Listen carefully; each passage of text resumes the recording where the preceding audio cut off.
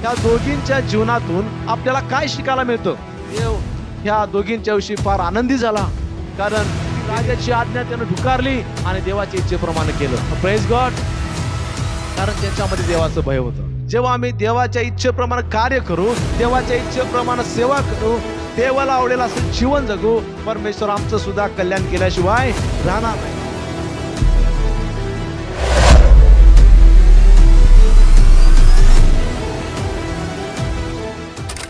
वचन काय सांगतं या ठिकाणी आपण लक्ष देऊया. निर्गमयाचा पहिला अध्याय आणि 15 ते 21 वचन आपण काढूया. निर्गमयाचा पहिला अध्याय 15 ते 21 वचन. या ठिकाणी सांगितलेलं आहे की 2 इब्री सुईण्या होत्या. एकीचे नाव शिप्रा व दुसरीचे नाव पुआ होतं. त्यांना मिसरच्या राजाने आज्ञा केली की तुम्ही इब्री स्त्रियांचे बाळंतपण करीत असता प्रसूत होण्याच्या जागी त्या बसल्या म्हणजे नीट पहा, आणि मुलगा असला तर त्याला जीवे मारा, पण मुलगी असली तर तिला जिवंत ठेवा. त्या सुईणी देवाचे भय बाळगणाऱ्या होत्या, म्हणून त्यांनी मिस्री राजाच्या हुकुमाप्रमाणे न करता मुलगेही जिवंत राहू दिले. तेव्हा मिस्री राजाने त्या सुईणींना बोलावून विचारले, तुम्ही हे का केले? मुलगे का जिवंत राहू दिले? त्या सुईणी फारोला म्हणाल्या, इब्री बायका काही मिस्री बायकाप्रमाणे नाहीत, त्या फार जोमदार आहेत आणि सुईण जाऊन पोचण्यापूर्वीच त्या प्रसूत होतात. ह्याबद्दल देवाने सुईणीचे कल्याण केले. इस्रायल लोक तर बहुगुणित होऊन फार प्रबल झाले. त्या सुईणी देवाचे भय बाळगणाऱ्या होत्या, म्हणून त्याने त्यांची घराणी स्थापित केली. हालेलुया. देवबाप हे वाचलेलं वचन आशीर्वादित करो.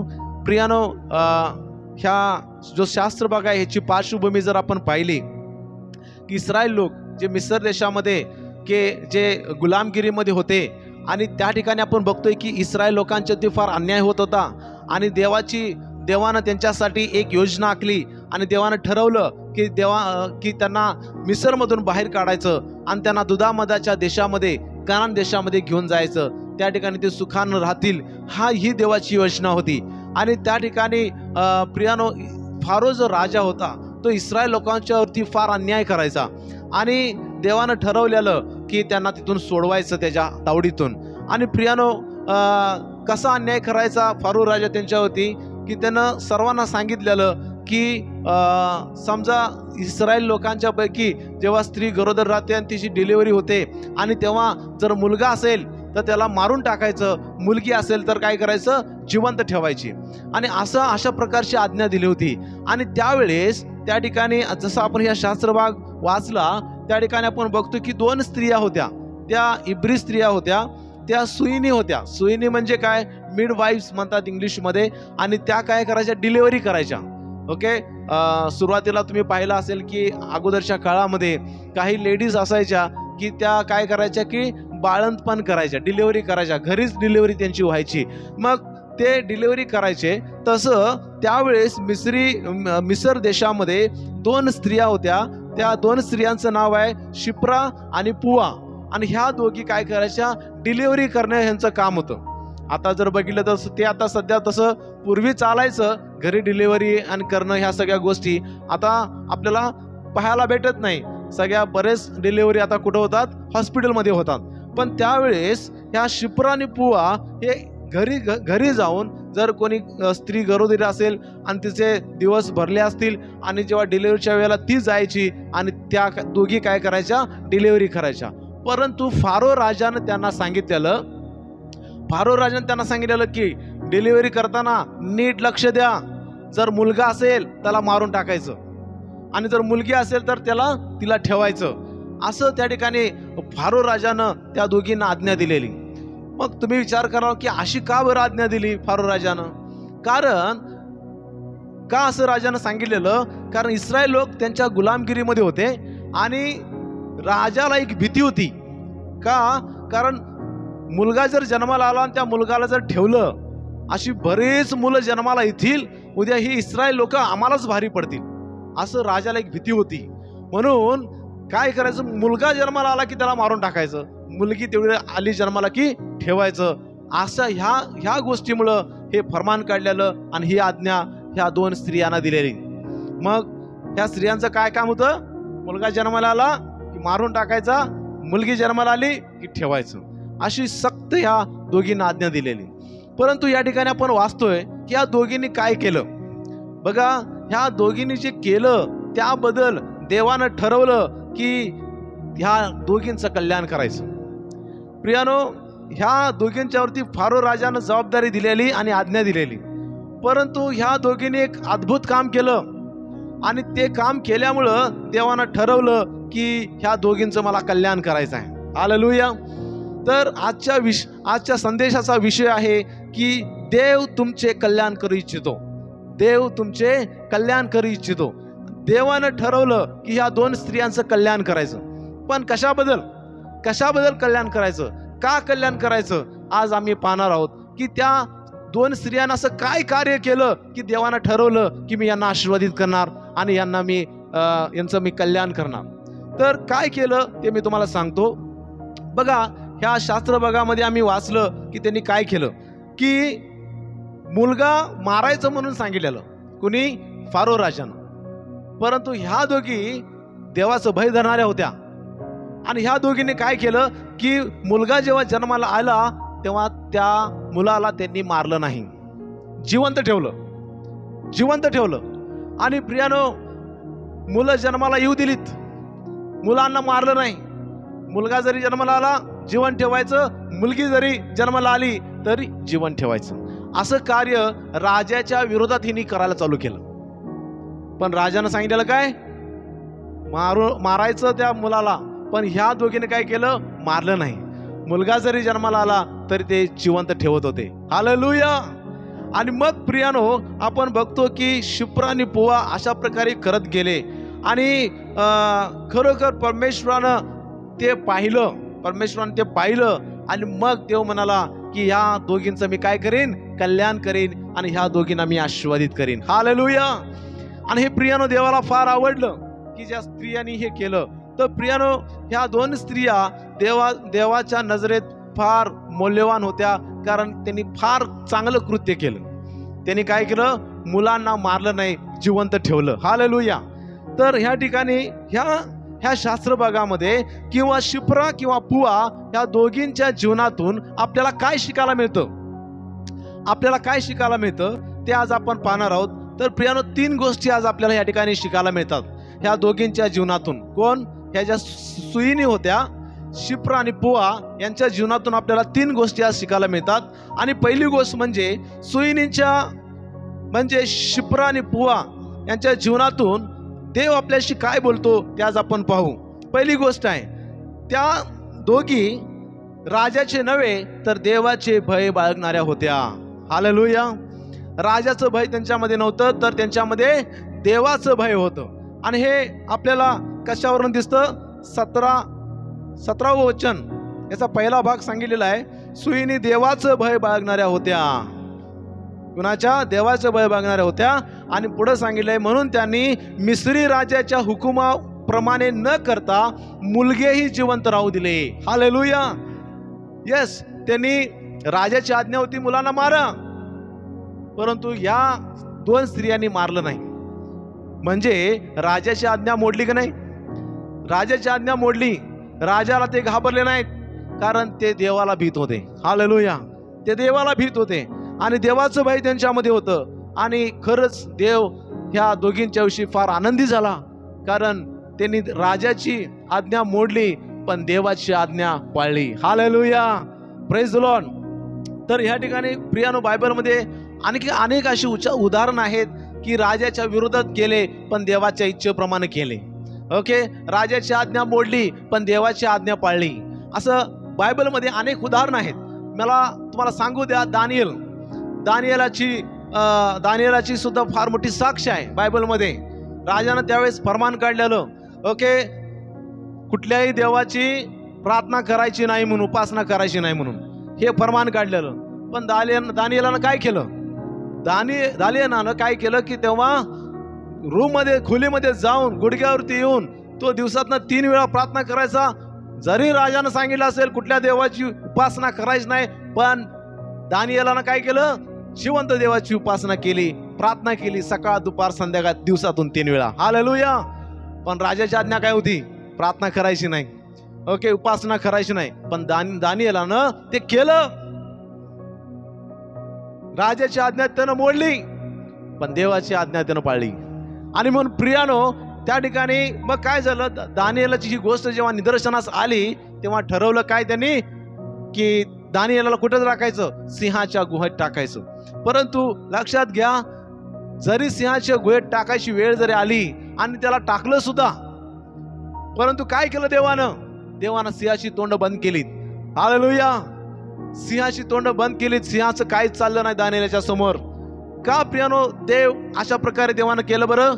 कारण दानिएल जरी त्यानं राजाची आज्ञा मोडली असेल, पण देवाची आज्ञा त्यानं कधीच मोडली नाही. त्यासाठी देवानं त्याला संरक्षण दिलं. Praise God. त्यासाठी देवानं त्याला वाचवलं. त्यासाठी देवानं सिंहाची तोंड बंद केलीत. Praise God. जेव्हा आम्ही मनुष्यापेक्षा देवाची आज्ञा पाळतो तेव्हा देव आम्हाला संरक्षण देतो. हालेलुया. आणखीन तुम्हाला उदाहरण सांगतो पेत्राचं फार सुंदर उदाहरण आहे. प्रेषितांची कृत्ये याचा 5वा अध्याय आणि 29वे वचन. या ठिकाणी सांगितलंय, परंतु पेत्राने व इतर प्रेषितांनी उत्तर दिले, आम्ही मनुष्यापेक्षा देवाची आज्ञा मानली पाहिजे. आम्ही मनुष्यापेक्षा देवाची आज्ञा मानली पाहिजे, हे पेत्र म्हणत आहे. कुठं म्हणत आहे माहिती आहे? पेत्राला त्या सभागृहामध्ये अधिकाऱ्यांच्या समोर उभं केलेलं. आणि पेत्रांना आज्ञा दिलेली. काय दिलेली? तुम्ही येशूविषयी कुठेही बोलायचं नाही, तुम्ही येशूचा सुवार्ता लोकांना सांगायचं नाही, येशूबद्दल काय बोलायचं नाही, त्यांना ताकीद दिलेली. पण हे लोक काय करत होते? येशूबद्दल बोलत होते, त्यांच्या विरोधात बोलत होते, आज्ञा त्यांची मोडत होती. एकदा त्यांना धरून आणलं, समोर अधिकाऱ्यांच्या समोर उभं केलं. लोक न्यायसभा त्या ठिकाणी होती, अनेक लोक होते, सगळ्यांच्या समोर अधिकाऱ्यांनी उभं केलं आणि त्याने म्हटलं इथून पुढे बोलायचं नाही. तेव्हा पेत्र सगळ्यांच्या समोर त्या अधिकाऱ्याला म्हणाला, काय म्हणाला? की पेत्र म्हणाला की आम्ही मनुष्यापेक्षा देवाची आज्ञा मानली पाहिजे. हालेलुया. मनुष्यापेक्षा देवाची आज्ञा आम्ही मानली पाहिजे. खरोखर देवाला हे फार आवडलं, कारण पेत्र प्रियानो देवाच्या इच्छेप्रमाणे करणारा होता. ओके, देवाची आज्ञा पाळणारा होता आणि त्यानं मनुष्याच्या आज्ञेला नाकारलं, पण देवाच्या इच्छेप्रमाणे केलं.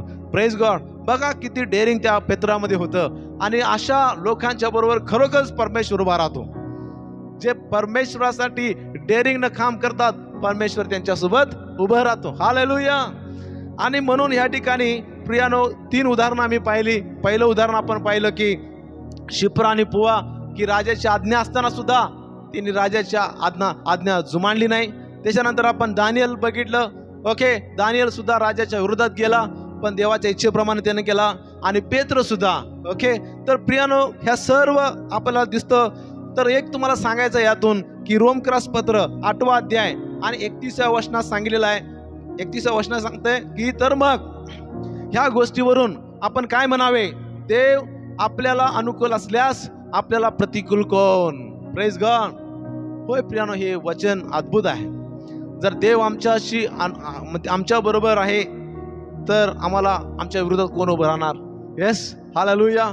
देव आपल्याला अनुकूल असल्यास आपल्याला प्रतिकूल कोण पण नाही. देव जर आमच्या पक्षाचा असेल तर कोण माझ्या विरोधात उभं राहणार? हालेलुया. तर परमेश्वर सर्व आमची काळजी घेतो. तर हे सुईनीच्या ह्या 2 स्त्रियांच्या जीवनातून आम्हाला शिकायला मिळतं. पहिली गोष्ट की त्यांनी राजाची नव्हे तर देवाचं भय बाळगणाऱ्या त्या होत्या. प्रियानो, मला सांगू द्या, ह्या गोष्टीतून आज आम्हाला शिकायचं आहे की आम्ही सुद्धा मनुष्याचं नव्हे तर देवाचं आम्ही भय बाळगलं पाहिजे. हालेलुया. मनुष्याच्या आज्ञेपेक्षा आम्ही देवाच्या आज्ञेला महत्त्व द्यायला पाहिजे. हालेलुया. आम्ही मनुष्याच्या शब्दापेक्षा आम्ही प्रभूच्या शब्दाला आम्ही मान द्यायला पाहिजे आणि त्या प्रकारे जीवन जगायला पाहिजे. Praise God.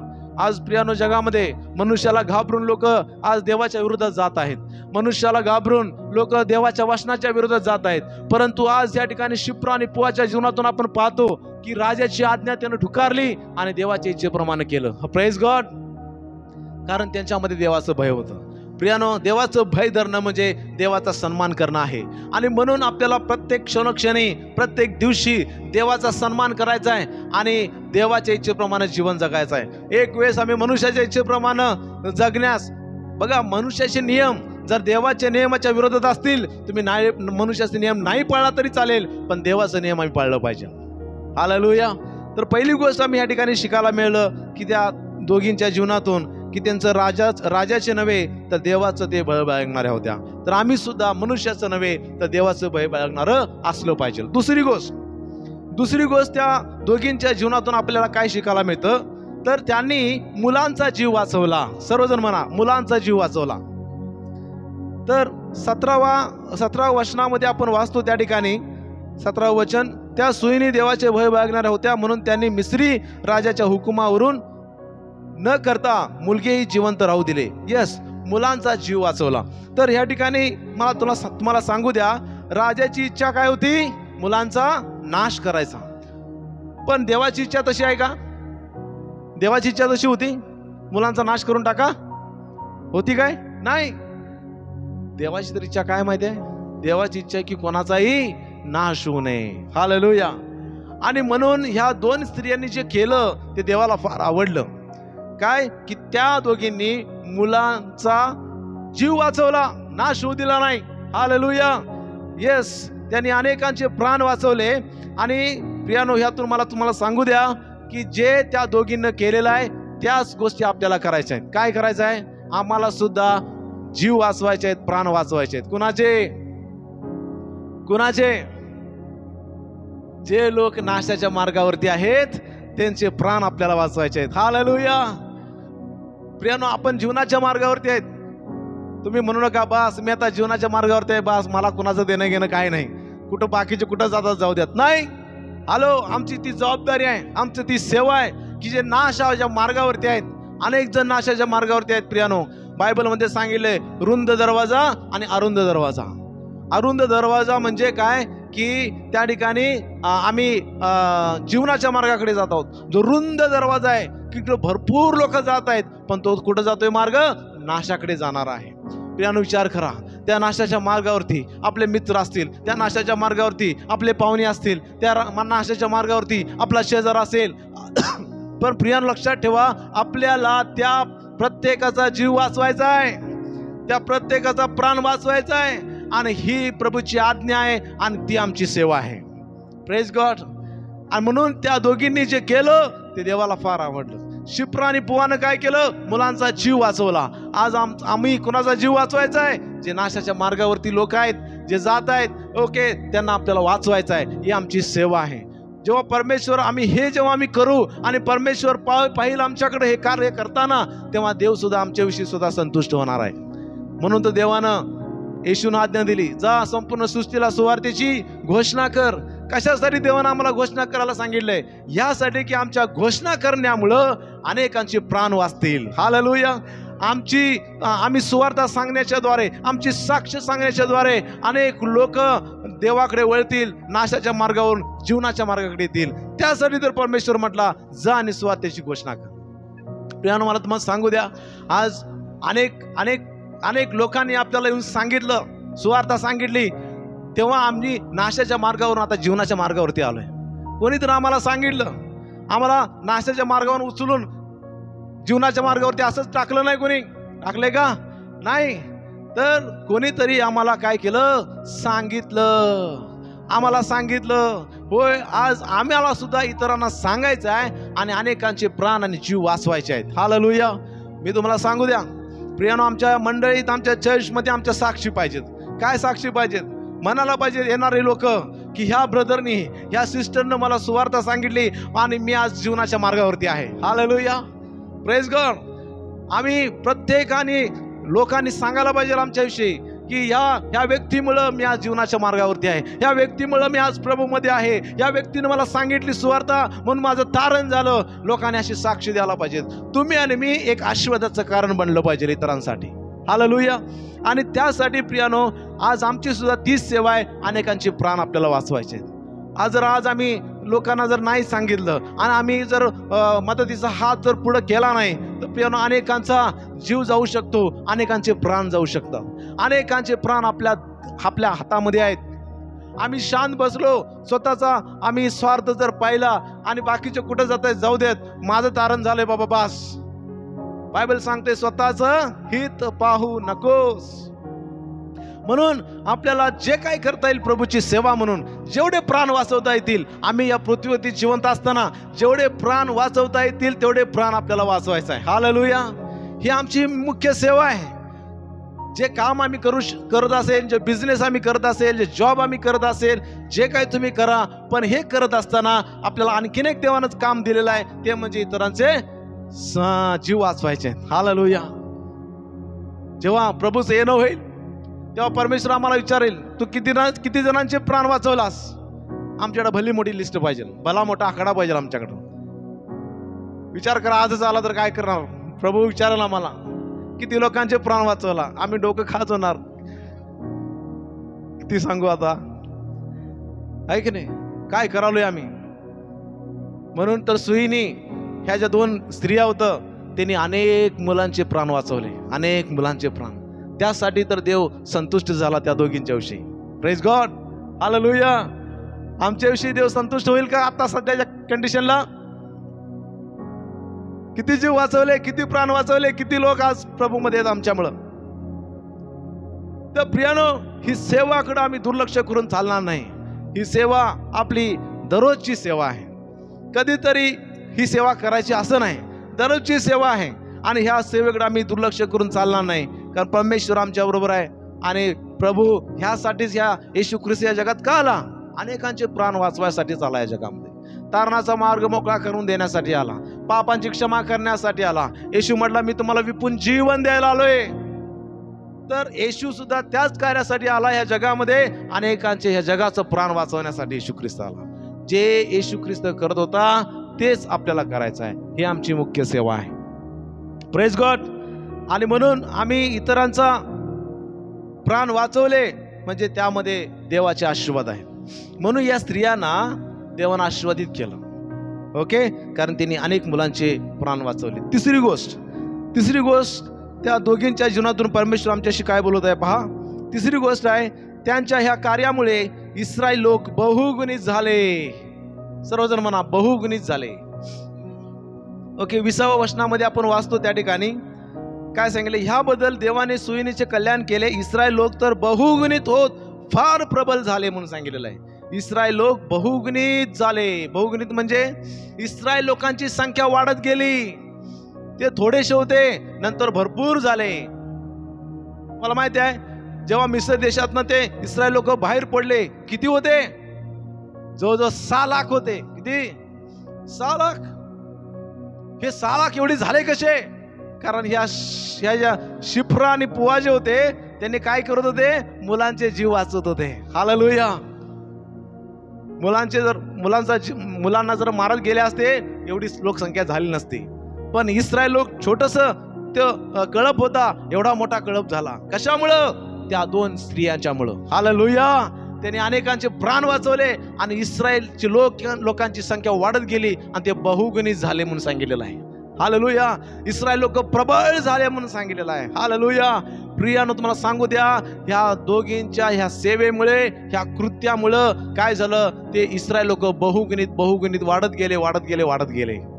आज मला तुम्हाला सांगू द्या की ह्या गोष्टीतनं आपल्याला काय शिकायचं आहे. आम्हाला सुद्धा देवाच्या राज्यासाठी काम करायचं आहे आणि देवाचं राज्य आम्हाला वाढवायचं आहे. Praise God. देवाचं राज्य वाढवायचं आहे, देवाची मंडळी आपल्याला वाढवायचं आहे. देवाची मंडळी कशी वाढेल याकडे आपल्याला लक्ष द्यायचं आहे आणि कार्य आपल्याला करायचं आहे. Praise God. फार आनंद वाटतो या 2 स्त्रियांच्या बद्दल. या 2 स्त्रिया, सुईनी त्याला म्हणतात, की ह्या मिडवाईफ्स काय करत होत्या? त्यांनी इस्रायल लोकांची संख्या वाढवली. आम्हाला कोणाची संख्या वाढवायची आहे? स्वतःच्या कुटुंबाची नाही. आम्हाला संख्या वाढवायची आहे, आपल्या मंडळीची संख्या वाढवायची आहे. हालेलुया. देवाच्या राज्याची संख्या वाढवायची आहे. हालेलुया. आपल्याला अनेक मंडळ स्थापायचे आहेत. तर प्रियानो, हे कार्य आपल्याला करायचं आहे, तेव्हा परमेश्वराचा गौरव होणार आहे, देव आपल्याला आशीर्वाद देणार आहे. आमेन. हालेलुया. तर त्यांनी काय केलं? देवाचे राज्य वाढवण्याचं आणि मजबूत करण्याचं काम त्या दोघींनी केलं. ओके, तसंच आम्ही सुद्धा देवाच्या राज्यासाठी जे काही करता येईल आणि कसं वाढवता येईल हे आपल्याला ह्याकडे आम्ही बघायला पाहिजे. Praise God. देवाचं कार्य वाढवणं, त्यामध्ये फार मोठे आशीर्वाद आहेत आणि ह्या 2 स्त्रियांनी केलं. आणि ह्या 3 गोष्टी ह्या ह्या 2 स्त्रियांनी केलं, शिप्रा आणि पुवा. 3 गोष्टी आपण ह्या ठिकाणी बघतो. पहिली गोष्ट काय आपण शिकलं की ते राजाचे नव्हे तर देवाचे भय बाळगणाऱ्या होत्या. होय, आपण सुद्धा मनुष्याचं नव्हे तर देवाचं भय आम्ही बाळगायला पाहिजे. Praise God. आणि त्याच्यानंतर दुसरी गोष्ट आम्ही पाहिलं की त्या दोघींनी काय केलं की मुलांचा जीव वाचवला. होय, आज आपल्याला सुद्धा अनेक लोकांचे जीव वाचवायचे आहेत, प्राण वाचवायचे आहेत की जे नाशाच्या मार्गावरती आहेत. Praise God. तिसरी गोष्ट आपण त्या दोघींच्या जीवनातून पाहिली की त्यांच्या कार्यामुळे काय झालं, त्यांच्या सेवेमुळे ह्या इस्रायल लोक बहुगुणित होत गेले. तर प्रियानो, मला सांगू द्या, आपल्याला देखील देवाचं राज्य वाढवायचं आहे, बहुगुणित करायचं आहे. आमची मंडळी वाढवायची आहे, बहुगुणित करायचं आहे. आपले देवाचं राज्य आणि मंडळ्या स्थापायचं आहेत आणि देवाची सेवा आपल्याला बहुगुणित करायची आहे. Praise God. ही सेवा देवानं आपल्याला दिलेली आहे आणि या 3 गोष्टी देवानं त्यांच्या पाहिल्या. ओके, त्या दोघींच्या जीवनातून ह्या 3 गोष्टी पाहिल्या. म्हणून देवानं ठरवलं काय, ह्या दोघींचं मी कल्याण करीन. हालेलुया. म्हणून देव म्हणाला की ह्या दोघींचं मी घर स्थापीन आणि ह्यांना मी आशीर्वादित करीन. ओके, तर देवानं त्यांना काय आशीर्वाद दिला पहा. तर 20व्या वचनात सांगितलेलं आहे, 20व्या वचनात सांगितलेलं आहे ह्याबद्दल. काय लिहिलंय तिथं? ह्याबद्दल. ह्याबद्दल म्हणजे कशाबद्दल? ह्याबद्दल म्हणजे त्यांनी राजाचं नव्हे तर देवाची आज्ञा पाळली आणि देवाचं भय धरलं. दुसरी गोष्ट, मुलांचा जीव वाचवला. तिसरी गोष्ट, इस्रायल लोकांची संख्या बहुगुणित त्यांनी केली. हालेलुया. आणि ह्याबद्दल देवाने सुईणींचे कल्याण केले आणि इस्रायल लोक तर बहुगुणित होऊन फार प्रबल झाले. त्या सुईणी देवाचे भय बाळगणाऱ्या होत्या म्हणून त्याने त्यांची घराणी स्थापली. हालेलुया. घरानं स्थापलं. Praise God. हे 2 आशीर्वाद देवाने त्यांना दिलं. काय 2 आशीर्वाद? पहिला आशीर्वाद काय? देवाने त्यांचं कल्याण केलं. दुसरं आहे देवानं त्यांची घरं स्थापली. Praise God. घरानं स्थापली म्हणून सांगितलेलं आहे. तर प्रियानो, या ठिकाणी सांगितलेलं आहे की अशा प्रकारचे आशीर्वाद देव त्यांना दिला. आणि राजा जो फारो राजा होता फार टेन्शन मध्ये आला. ह्या दोघींनी माझी आज्ञा मोडली आणि ह्यांना मी त्या बदल्यात कुठला आशीर्वाद देत नाही आहे, परंतु यांचं चांगलं कसं होत आहे? मी तर यांचं चांगलं करत नाही, मी तर यांचं कल्याण करत नाही आहे, मी यांचं घर स्थापत नाही, पण ह्यांचं कल्याण होत चाललेलं आहे, ह्यांची घरं स्थापित चाललेलं आहेत. हालेलुया. हे आशीर्वाद कशामुळे त्या जीवनात आले? या दोघींच्या जीवनात. प्रियानो, देव त्यांची घरं स्थापत होता, देव त्यांचं कल्याण करत होता. हालेलुया. प्रियानो, बघा, ह्या ठिकाणी जेव्हा आम्ही देवाची सेवा करतो, देवाचं कार्य करतो, परमेश्वर आमचं कल्याण करतो, परमेश्वर आमची घरं स्थापन करतो. हालेलुया. घरानं स्थापणारा परमेश्वर आहे, आमचं कुटुंब स्थापणारा परमेश्वर आहे, आमची लेकरं स्थापतो. ओके, आमचं जॉब स्थापणारा परमेश्वर आहे आणि आम्हाला बहुगुणित करणारा परमेश्वर आहे, आमचं तो कल्याण करणारा परमेश्वर आहे. जेव्हा आम्ही देवाच्या इच्छेप्रमाणे कार्य करू, देवाच्या इच्छेप्रमाणे सेवा करू, देवाला आवडेल असं जीवन जगू, परमेश्वर आमचं सुद्धा कल्याण केल्याशिवाय राहणार नाही. आमची सुद्धा घर स्थापित केल्याशिवाय परमेश्वर राहणार नाही. हालेलुया. Praise the Lord. तो अद्भुत परमेश्वर आहे. प्रियानो, तुम्हाला सांगू द्या की देवाने सुईणींना घरे देऊन आशीर्वाद दिला, कारण त्यांनी त्याचा सन्मान केला होता. हालेलुया. फारोची योजना अयशस्वी झाली, परंतु देवाची योजना यशस्वी केली. Praise God. देवाची योजना देवाच्या योजनेला प्रतिसाद दिला त्या दोघींनी. आज आम्ही सुद्धा देवाच्या योजनेला प्रतिसाद दिला पाहिजे. हालेलुया. देवाची योजना काय आहे हे आम्ही ओळखलं पाहिजे आणि देवाच्या योजनेनुसार आम्ही काम करायला पाहिजे, जसं त्या 2 स्त्रियांनी केलं. Praise God. तर परमेश्वर आम्हाला देखील आशीर्वाद देणार आहे. एक तुम्हाला सांगतो महत्वाची गोष्ट आणि मग आपण संपणार आहोत की एक गोष्ट आहे या ठिकाणी की जेव्हा तुम्ही देवासाठी उभे राहता तेव्हा तो तुमच्यासाठी उभं राहतो. Praise God. हालेलुया. जेव्हा आम्ही देवासाठी उभं राहतो, परमेश्वर आमच्यासाठी उभं राहतो. हालेलुया. जेव्हा देवाच्या राज्यासाठी आम्ही उभं राहतो, परमेश्वर आमच्या कुटुंबासाठी उभं राहतो. Praise God. जेव्हा देवाच्या सेवेसाठी आम्ही उभं राहतो, परमेश्वर आमच्या कामासाठी उभं राहतो. हालेलुया.